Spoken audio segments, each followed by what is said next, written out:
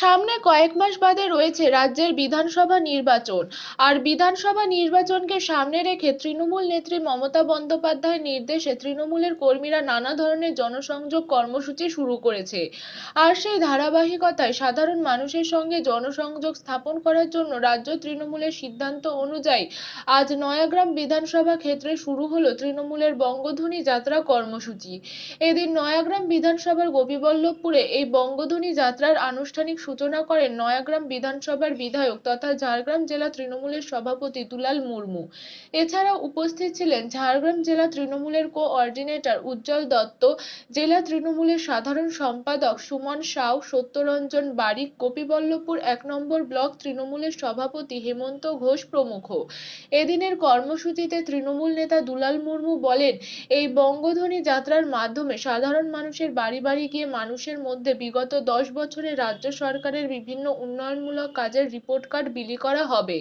সঙ্গে কেন্দ্রের বিজেপি সরকারের বিভিন্ন জনবিরোধী নীতির বিরুদ্ধে মানুষের মধ্যে প্রচার করা হবে। সামাজিক পরিষেবা থেকে, আমাদের জিডিপি থেকে, শিক্ষা থেকে,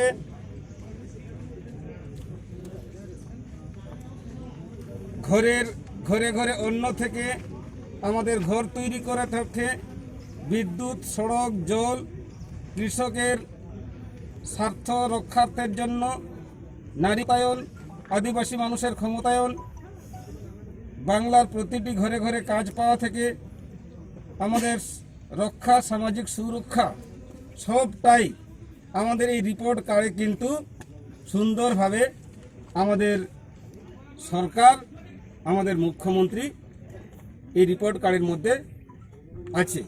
যে একটা নজির তৈরি করেছেন মমতা বন্দ্যোপাধ্যায় সারা বিশ্বের মধ্যে, সারা দেশের মধ্যে, যে এতটা ভালোভাবে এগিয়ে নিয়ে যাওয়া, এতটা ভালোভাবে স্বাচ্ছন্দ্যে রাখা, এটা বিগত স্বাধীনতার পরে কোনো সরকার কিন্তু পারেনি। ঝাড়গ্রাম থেকে ভবানীগিরির রিপোর্ট, নিউজ বাংলা 24x7, সবার সাথে সবার পাশে।